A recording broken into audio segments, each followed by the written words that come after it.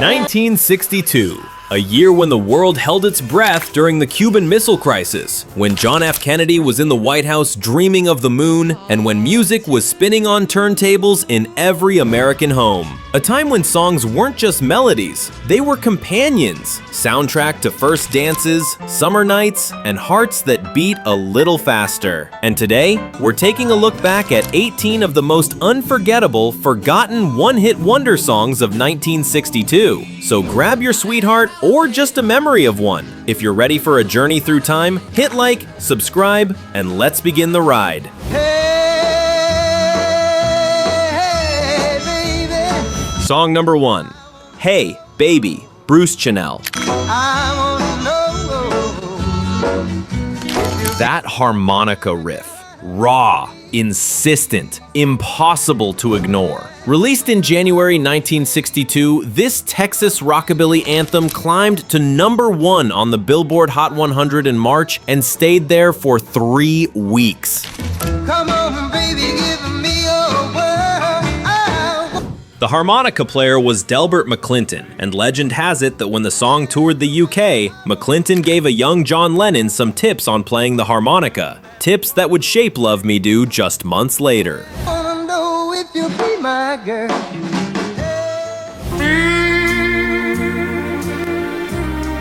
Song number 2, Stranger on the Shore, Mr. Acker Bilk.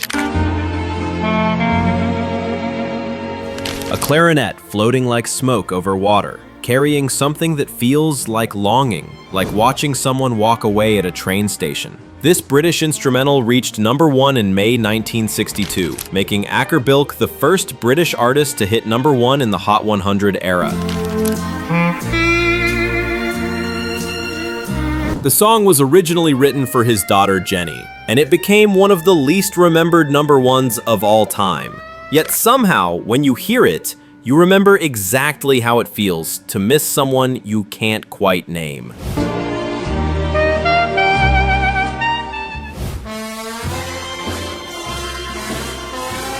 Song number 3, The Stripper, David Rose.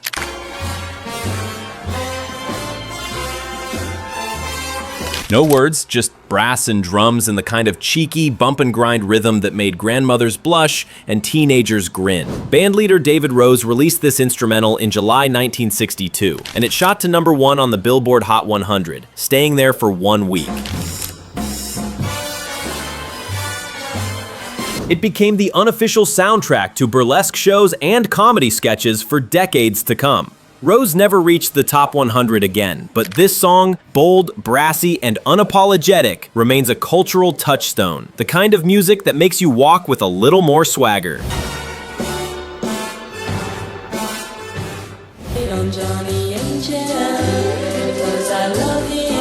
Song number 4, Johnny Angel, Shelley Fabares. Sweet, innocent, almost painfully earnest. This is the sound of teenage longing in 1962. Shelley Fabares, who played Mary Stone on the Donna Reed Show, released this song in February, and by April it was sitting at #1 for 2 weeks. I dream of him and me, and how it's gonna be. It sold over 1 million copies, went gold, and captured the heart of every girl who ever had a crush on a boy who didn't know she existed. Fabares had other hits, but none ever touched the purity of this one. How I tingle when he passes by. I was working in the lab late one night when my eyes... Song number 5, Monster Mash, Bobby Boris Pickett and the Crypt Kickers. It was a graveyard smash. A graveyard smash that arrived just in time for Halloween. Bobby Pickett's Boris Karloff impression, paired with a Transylvania twist beat, made this novelty song rocket to #1 in October 1962, where it stayed for 3 weeks. Chains backed by his baying hounds. The coffin bangers were about to... It was banned by the BBC for being too morbid, which only made American teenagers love it more. Every Halloween since, it rises from the dead and plays on radios across the country. Proof that some songs are immortal, even when they're about monsters. If these melodies stir something inside you, tell us which song in this list is your song. Which tune brings someone special to mind? then you can monster mash. 'Cause breaking up is hard to do now. Song number 6, Breaking Up is Hard to Do, Neil Sedaka. 'Cause breaking up is hard to do. Come down, doobie doo down down. That scat intro is burned into pop music history. Neil Sedaka co-wrote this with Howard Greenfield, and when they couldn't find lyrics for the opening, Sedaka just improvised. Don't take your love away from. They kept it, and in August 1962, the song hit #1 for 2 weeks. It's bittersweet and bouncy at the same time, the sound of a broken heart trying to smile through the pain. 'Cause breaking up is hard to do. Remember. Song number 7, Do You Love Me? The Contours. Pure Motown energy, desperate, sweaty, electric. Barry Gordy wrote this for The Temptations, but when he couldn't find them, they were at church, the Contours recorded it instead. Released in June 1962, it peaked at #3 on the Billboard Hot 100 and hit #1 on the R&B chart in October.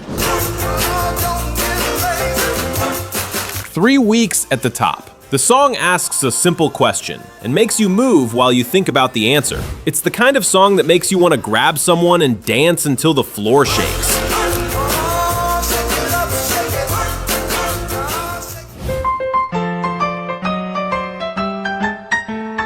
Song number 8, Alley Cat, Bent Fabric. A Danish pianist walks into a recording studio and creates one of the most charming instrumental hits of 1962. Bent Fabric's Alley Cat is all playful piano keys and jazzy warmth, the kind of song that feels like a cat stretching in a patch of sunlight.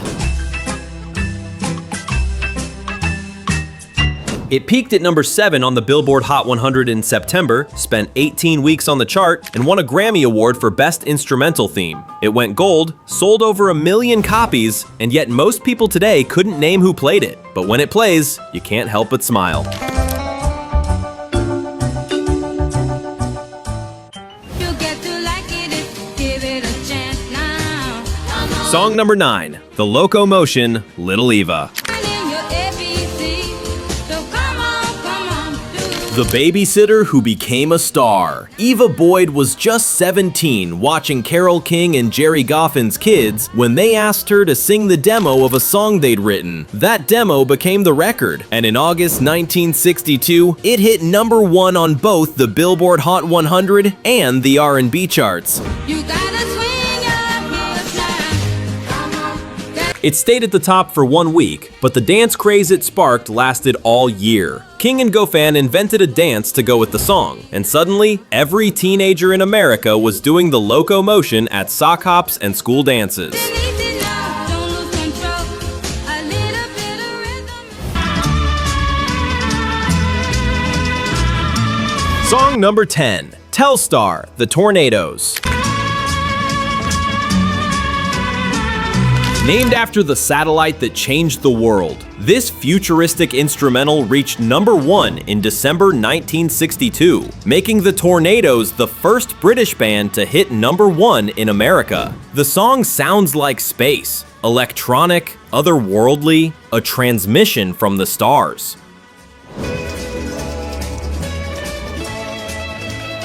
Produced by Joe Meek in his home studio, it captured the optimism of the space race and the feeling that anything was possible. The Tornadoes never charted again, but Telstar remains a time capsule of 1962, when humanity looked up and dreamed. Which of these tracks takes you right back to 1962? Drop the song number below. It's so hard to find a person that loves you. Song number 11, What's Your Name? Don and Juan. This doo-wop gem from Long Beach, New York, climbed to #7 on the Billboard Pop charts in 1962. Roland Don Trone and Claude Juan Johnson created a perfect slice of early 60s vocal harmony, smooth, sweet, and soaked in the kind of innocence that makes you ache for simpler times. What's your name? What's your name? It was their only top 40 hit, but for one shining moment, Don and Juan were the voices of young love asking the most important question. What's your name? Hard to find a person that My heart is flying on like a rocket ship. Song number 12, Palisades Park, Freddie Cannon. Down at Palisades Park. The amusement park on the cliffs of New Jersey became immortal in this song. Written by Chuck Barris, yes, the future host of The Gong Show, Palisades Park hit number 3 on the Billboard Hot 100 in 1962. We ate and ate at a hot dog stand. We danced around. Freddie Cannon's voice is all energy and joy, capturing the thrill of the roller coaster, the taste of saltwater taffy, the feeling of being young and alive on a summer night. The park closed in 1971, but the song keeps it spinning forever. Down at Palisades Park. You stood there and hung your head. Song number 13, Johnny Get Angry, Joni Summers. Johnny get angry, Johnny get mad. A girl asking her boyfriend to show some passion. This was bold for 1962. Joni Summers' voice is sweet but insistent, and when the kazoos come in during the instrumental section, you know you're hearing something different. The song peaked at number 7 on the Billboard Hot 100 in July 1962 and spent 14 weeks on the chart. Johnny, show me that you care, really care for me. It was Summers' only top 40 hit, but it captured something real. The desire to feel something, anything. To know that someone cares enough to get angry, to fight, to feel. In a year of polite pop, this song had teeth. Every girl wants someone who.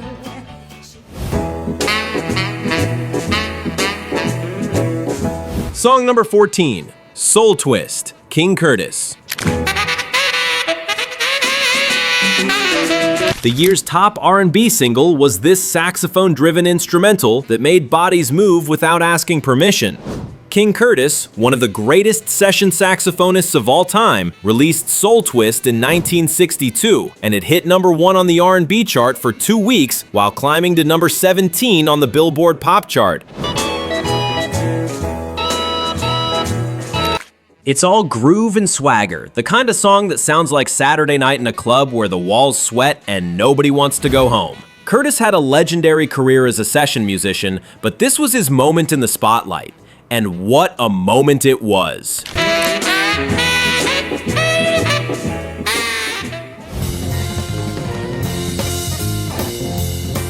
Song number 15, Green Onions, Booker T and the MGs. Memphis Soul in 3 minutes and 5 seconds. Booker T. Jones was just 17 when he and the MGs recorded this instrumental at Stax Records in 1962. That Hammond organ intro is one of the most recognizable riffs in rock history. The song peaked at number 3 on the Billboard Hot 100 and hit number 1 on the R&B charts. It defined the Memphis sound and influenced countless musicians. But for most people, Booker T and the MGs remained the guys who played Green Onions. Sometimes, one perfect song is enough.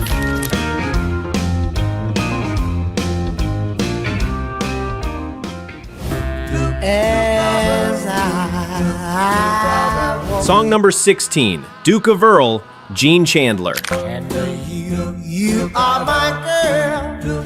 Duke of Earl. That bass vocal hook is pure doo-wop magic. Released in January 1962, the song hit number 1 on both the pop and R&B charts, staying at the top for 3 weeks and spending 15 weeks on the Hot 100 total. And when I hold you, you are my Duchess. Gene Chandler wasn't a one-hit wonder. He had other hits later, but Duke of Earl was his crown jewel, the song that made him royalty for a moment. The legend goes like this: a duke from the streets, a love song dressed in nobility, and a generation that sang along like they believed in fairy tales.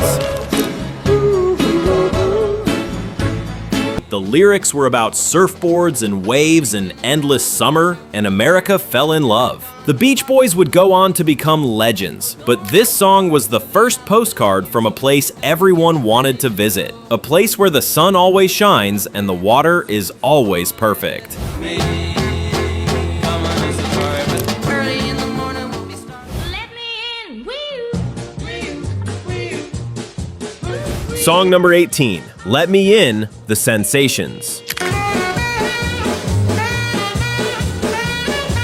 A vocal group from Philadelphia closes out our list with this sweet plea. Let Me In peaked at number 4 on the Billboard Hot 100 in 1962, and it's pure doo-wop yearning. Voices blending like they're standing on a street corner under a streetlight, hoping someone will open the door. The Sensations never had another top 40 hit, but for one song, they captured the sound of knocking on a heart and hoping it opens. Sometimes that's all you need. One perfect moment when someone hears you and lets you in.